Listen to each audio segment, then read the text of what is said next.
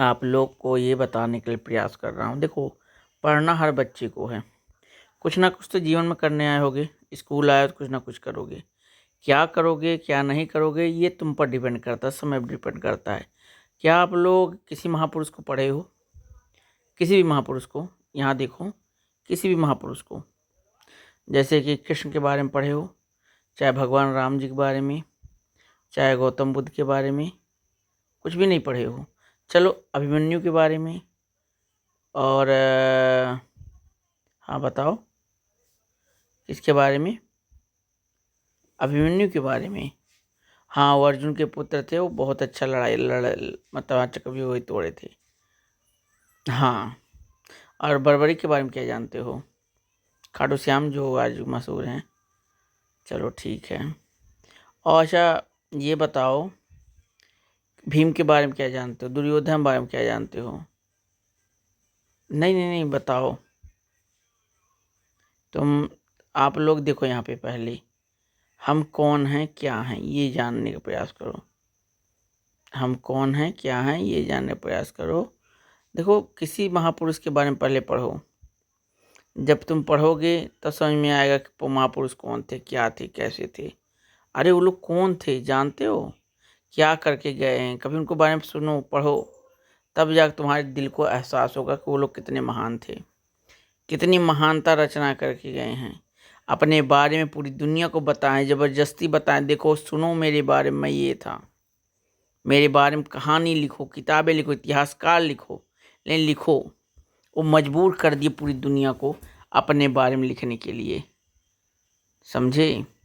इसीलिए इसको इतिहासकार कहा गया है। इतिहास के पन्नों में आपका भी नाम दर्ज हो। इसीलिए मैं चाहता हूँ आप भी लोग कुछ करो, उन जैसे महान विभूतियों के जैसे किए, चाहे भगत सिंह हो, चाहे चंद्रशेखर आज़ाद हो, चाहे सुखदेव हो, चाहे सुभाष चंद्र बोस हो, चाहे पीजे अब्दुल कलाम हो, चाहे स्वामी विवेकानंद हो, चाहे चाहे आपका हरे कृष्ण स्वामी जी हों, परमहंस कृष्ण हंस स्वामी जी हों। बहुत सारे लोग हैं जिनके बारे में आज भी इतिहासकार लिख रहे हैं और लिखेंगे।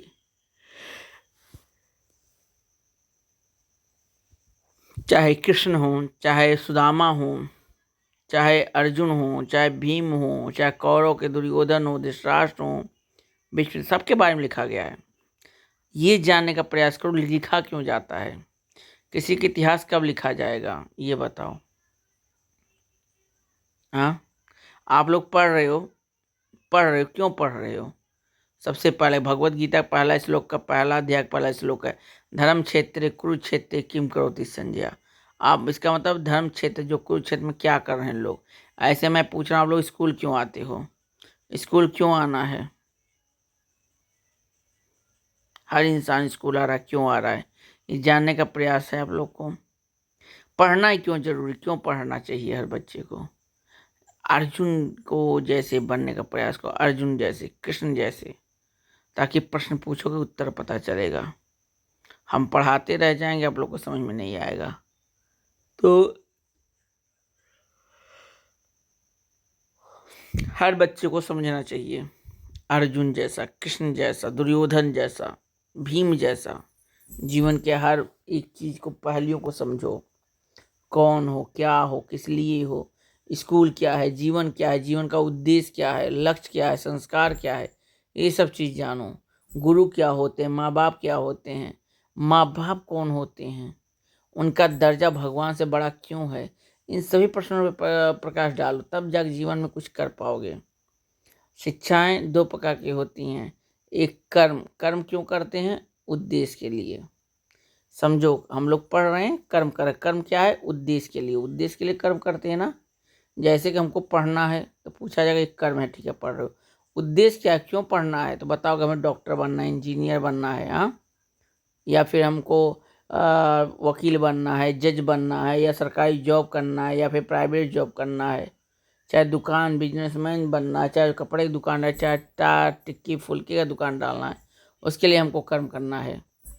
और जब कर्म से क्या हो जाए, ये देखो इधर प्रेम, जब कर्म से प्रेम की प्राप्ति, किसी एक काम से प्रेम हो जाए, तब किसकी प्राप्ति होती? ज्ञान की।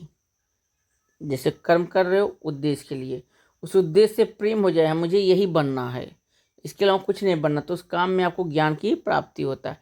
यही ज्ञान आपको इस संसार से उस परमात्मा तक ले जाता है। जितने भी महान लोग हुए हैं धरती पे, जितने भी, इनका एक उद्देश्य था, क्लियर था, मुझे करना है तो करना है, बात खत्म। अब इनको चाहे महान कह लो, चाहे मेंटल कह लो, किसी एक चीज़ के लिए लोग पागल थे। चाहे भगत सिंह ले लो, चंद्रशेखर आजाद ले लो, स्वामी विवेकानंद को ले लो, हर कुछ ना कुछ सब लोगों ने कुछ किया इस देश के लिए, समाज के लिए और परिवार के लिए। आज उनका इतिहास लिखा गया। समझ रहे हो ना आप लोग? समझने का प्रयास करो मैं कहना क्या चाहता हूँ। पढ़ रहे हो तो उद्देश्य बनाओ, क्या पढ़ना है, क्यों पढ़ना है, किस किस उद्देश्य के लिए पढ़ रहे हो। डॉक्टर बनना है तो वही सब्जेक्ट पढ़ो जो डॉक्टरी बनने में काम आ जाए। इंजीनियर बनना है तो वो सब्जेक्ट देखो, पूछो जो इंजीनियर है आपके गांव गढ़ी में नहीं है तो समय निकाल कर बाहर जाओ, उनसे मिलो।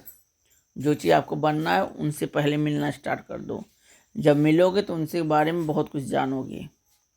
नहीं जानोगे तो कुछ नहीं कर पाओगे। इसीलिए जो बनना है आपको पहले उनसे मिलो जो लोग बन चुके हैं। जैसे मान लो आपको शिक्षक बनना है, किस विषय का टीचर बनना है, उस विषय के टीचर से मिलो।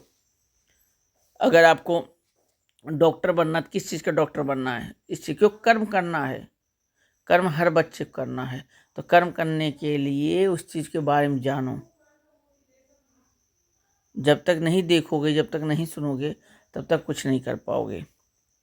हर बच्चे को जो बनना चाहता है पहले वो उस क्षेत्र में जाकर लोगों को देखे, फिर वहाँ देखे क्या चीज़ है, कैसे बना जा रहा है, फिर उनसे बात करने का प्रयास करो। कुछ ना कुछ तुम्हें समझ में आएगा।